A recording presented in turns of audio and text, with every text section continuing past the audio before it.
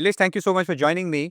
I'm picking up on the new Choti SIP scheme that you're launching. So, before I come to the scheme and the state of the industry, tell us about why you would think or the industry would think of sachet-sized approach to mutual fund investing. So, Govindbhai, we have reached about 5.25 crore investors. To go from here to further, we obviously has to go and service in semi-urban and rural India. And from rich and upper middle class, we have to go towards lower middle class and bottom of the pyramid.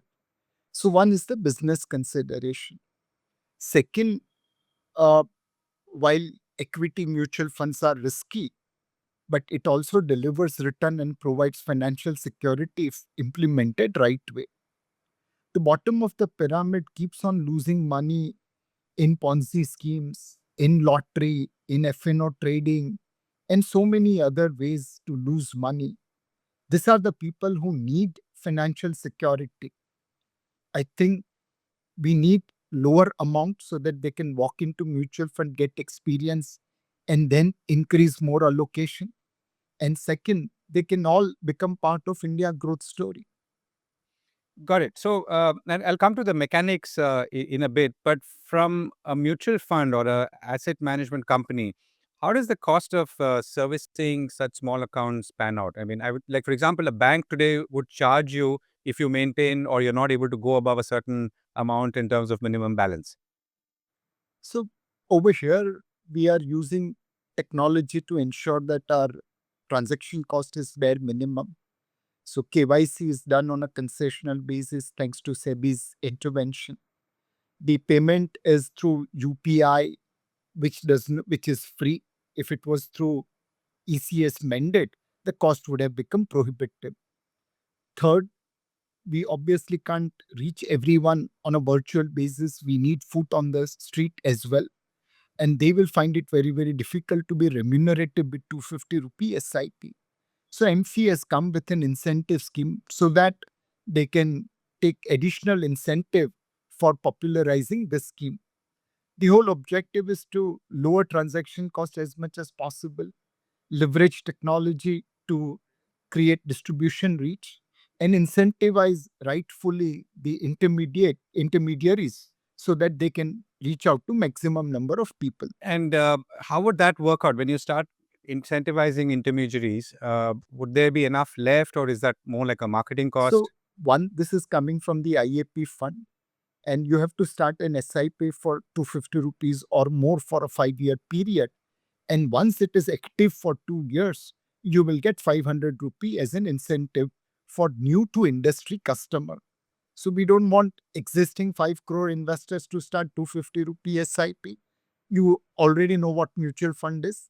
Will We want to bring new to industry customers, and which is why this incentive is designed for new to industry customer, payable only after 2 years of active SIP and payable for a longer term SIP.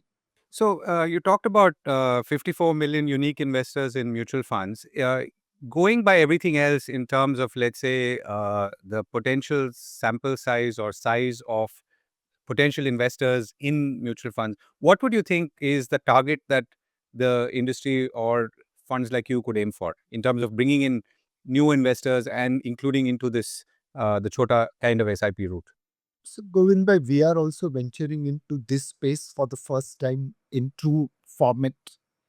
All along, हमने पानी में खाली हाथ पैर भिगोए हैं, अब बीच भंवर में छलांग मार रहे हैं. So I really don't know what the numbers will be, but we'll keep on Okay. learning on this experiment and hope that we have more number of customers over a period of time than what we have today in Choti SIP. This is one instrument which can provide financial security to people, provided it is rightly sold and it is rightly serviced. So the bet I'm assuming then is that while there is a minimum amount of 250, what you're actually hoping is that people come in at higher levels or progressively go to higher amounts. Absolutely. Come here, see the experience, and then increase the amount as per your comfort. Got it. So if I can, and want to come back to the mechanics, if we can talk a little bit about how the markets are right now, how, I mean, of course, you could invest at any point in a mutual fund and that's a good time. But if you were to be talking to people who want to come in at this point, or you would like them to come in at this point with these kind of size of investments, what would you tell them? So one, Govind, we are ensuring that only limited products are available for Choti SIP. We have 150 schemes, but not all of them are available for Choti SIP. There is one for conservative investor equity saving scheme, one for average investor a balance advantage fund, one for an aggressive investor an asset allocation fund, and one for general investor a large cap equity fund. Other than these four schemes, we are not launching Choti SIP in other thematic sectoral and small cap, mid cap schemes. Second, our focus is on doing the right communication. So we are leveraging technology for multilingual communication so that we can speak to people in the language which they can understand.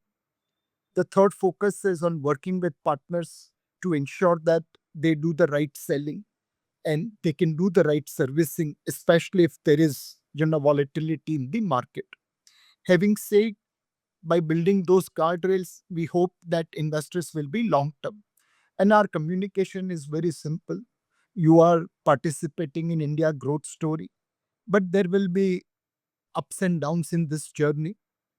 Think about volatility first before you invest.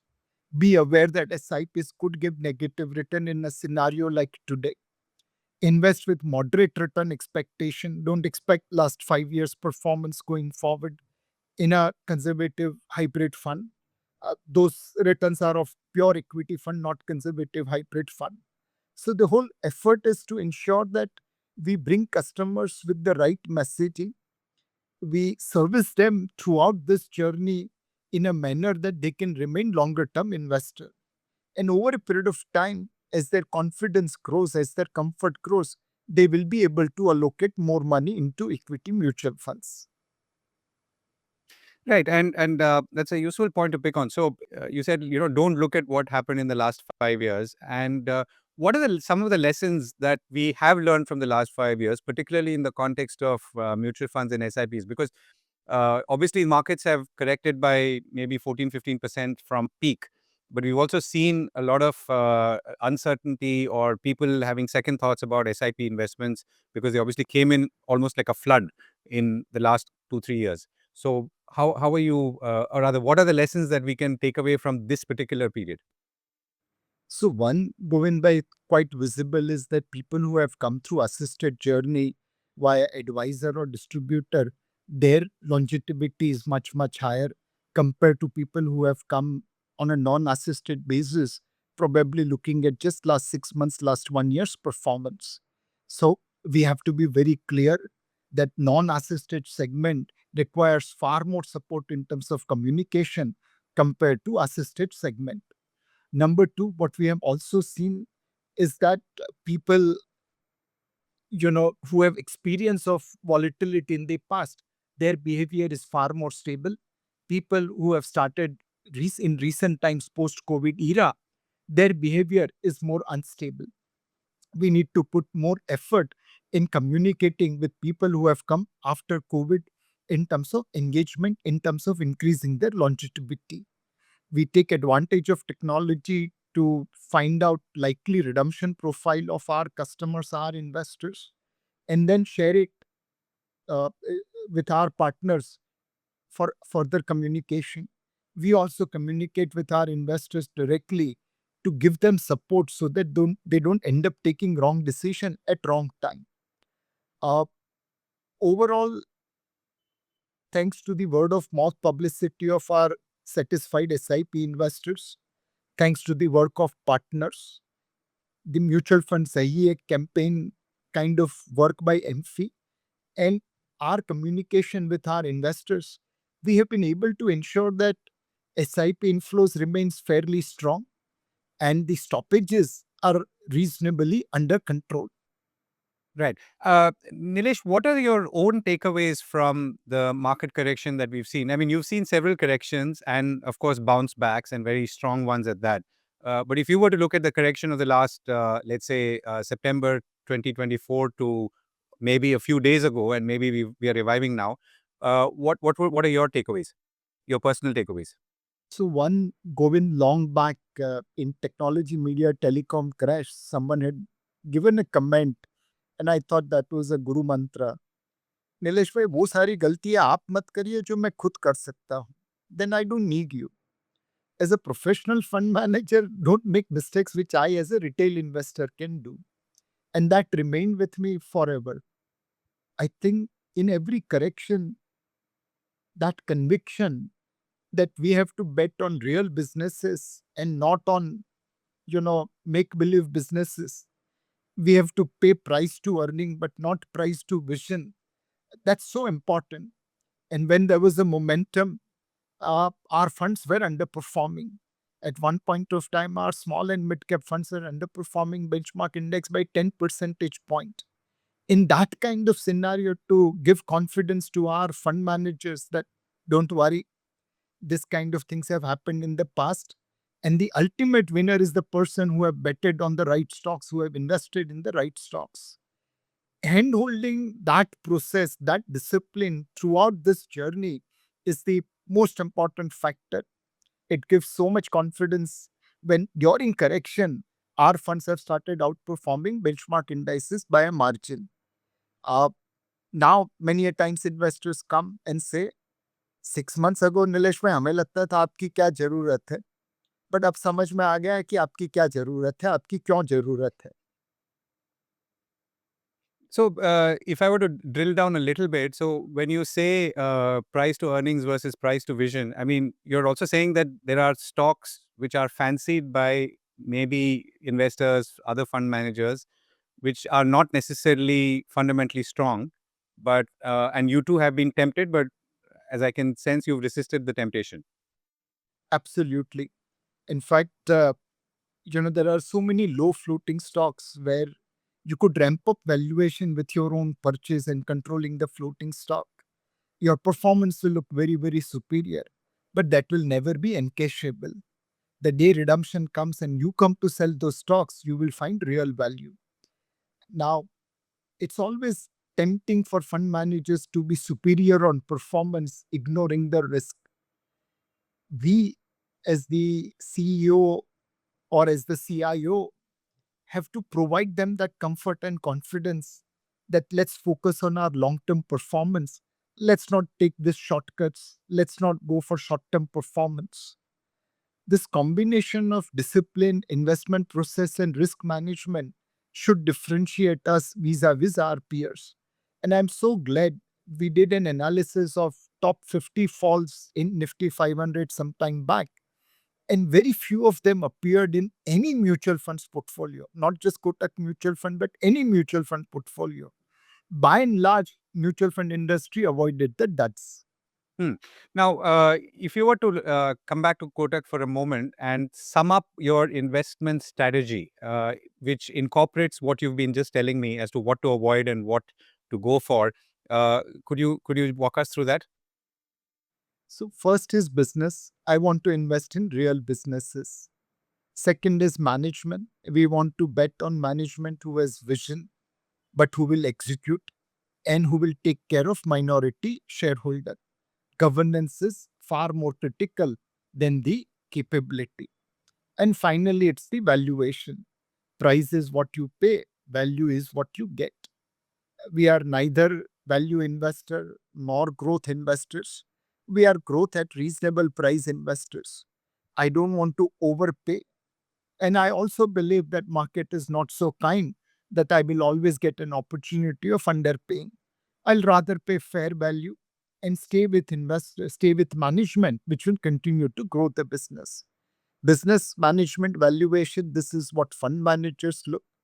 But as the investment committee, we also have to look at the liquidity and risk management. We also have to look at that our execution happens in the best interest of our investors. And there's no front running, there's no insider trading. So, a whole other aspect of investment management is applied at the firm level through risk management policy so that our governance continues to remain good, our execution remains continued to good, and giving we are showing return which we are capable of delivering in real sense. The liquidity of portfolio is equally important. Got it. And I'm going to come to outlook for the market in general in a moment.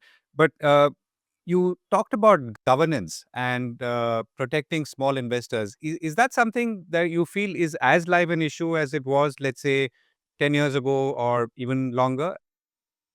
Undoubtedly, yes. It's not that we have to be as vigilant as 10 years back, but nevertheless, you have to be vigilant. We are like goalkeeper. We have to be ready for any ball which come to us. And we always should remember that no matter how many goals you save, you will always be remembered for the goals which you allowed to be scored. So your objective as a fund manager is to ensure that all the balls thrown at you, you are able to block.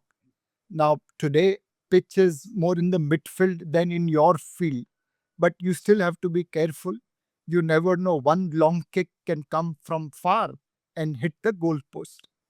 Uh, we are thankful to SEBI and Ministry of Finance for empowering us. For related party transaction, approval of majority of minority shareholder is the perfect step. It gives us opportunity to make our viewpoint with the management. And there are so many cases in which mutual fund industry has come together Yeah. to ensure that there is better governance. Right. And that's a subject that I'd love to engage with you deeper in general, which is governance. Let me come to outlook, Nilesh. So, where we are today and where we are headed in the next 2 or 3 quarters, how are things looking in the context of broader economy? Because you are positioning this as a bet on the India growth story, and how are things looking on a slightly more specific level, which is earnings for the next few quarters? So we will be looking at growth rate which is between 6.5 to 7%, better than September and December 24 growth. Earnings will be between 250 to 275 rupees per quarter for Nifty 50 stocks. And slowly, it should go towards 270 to 280 kind of range. Earnings growth on a lower base of FY25 will be in low double digit in FY26. Of course, there will be stocks and sectors which will deliver higher earnings growth and some which will deliver lower earnings growth. Monsoon should be normal around averages based on the current indication, which is again supportive for our economy. Oil prices should remain soft thanks to the President Trump's policy of drill baby drill. So overall, we are looking at 6.5 to 7% GDP growth for next 1 year and earnings growth in somewhere around low double digit on the lower base of FY25. Got it. Nilesh, thank you so much for joining me.